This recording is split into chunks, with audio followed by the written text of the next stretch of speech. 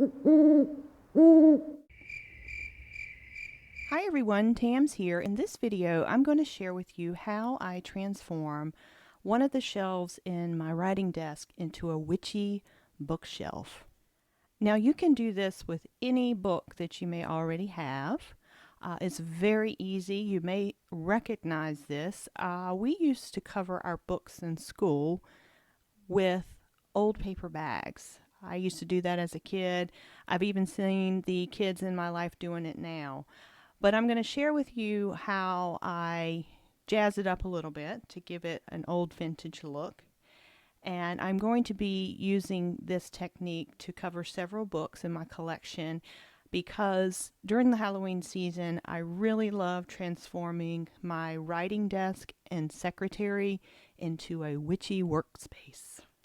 Like I said, you can transform any book that's in your bookshelf, or if you're so inclined, this is an excellent way to disguise any witchy books that you may have that you don't want others to know about. So let's get started with the process. All right, we're going to start with either a piece of craft paper, or you can do what I did, which was take apart any paper bag. In fact, this started off as a McDonald's bag. So you take it apart and you lie it down flat. And then what I like to do, you can either cover the book with plain craft paper and stamp it or whatever. But what I like to do is I spritz it with water and then I crumble it up. I lay it down flat. I spritz it with water, I crumble it up, and I lay it down flat. And I do this several times.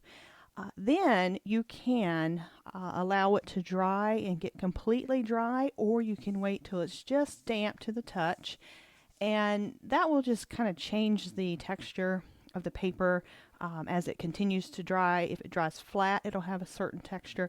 If it continues to dry as the completed cover of the book, it will have a different texture.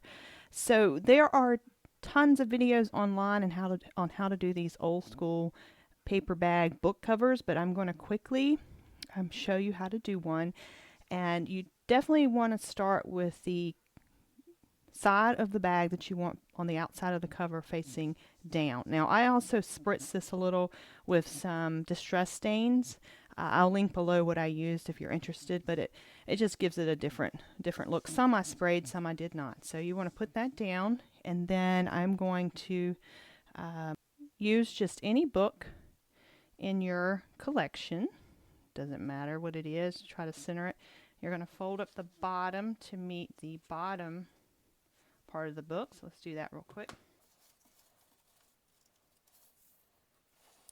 And then you're going to do the same thing for the top.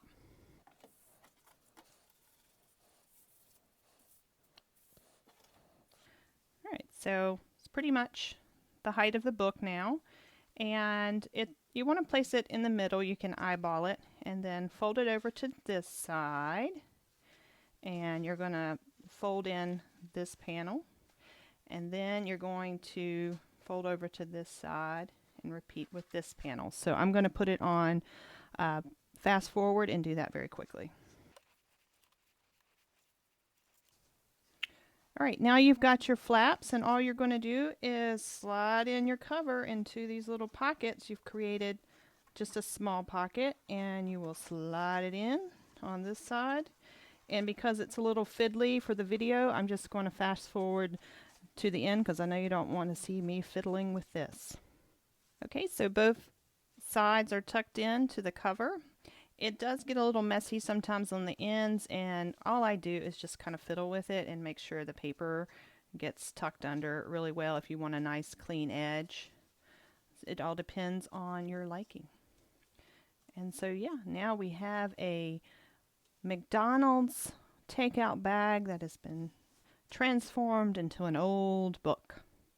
All right, so you can either leave this as is, you can maybe rubber stamp it, or you can do what I did on some of these. I just printed out something fun on my printer, and I just glued it to the front to give it that fun look.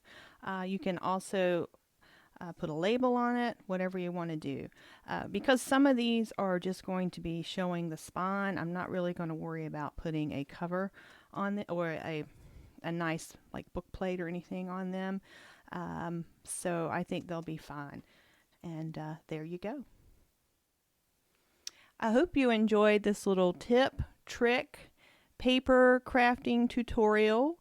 If you'd like to know or get some suggestions on some real witchy books, I'm going to link below a few of my favorite witchy books. For instance, this season for fiction, I am currently reading The Witching Hour by Anne Rice. I love the way the house is described in that book.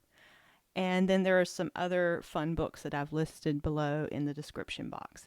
As always, thank you so much for joining me. See you later, guys. Bye.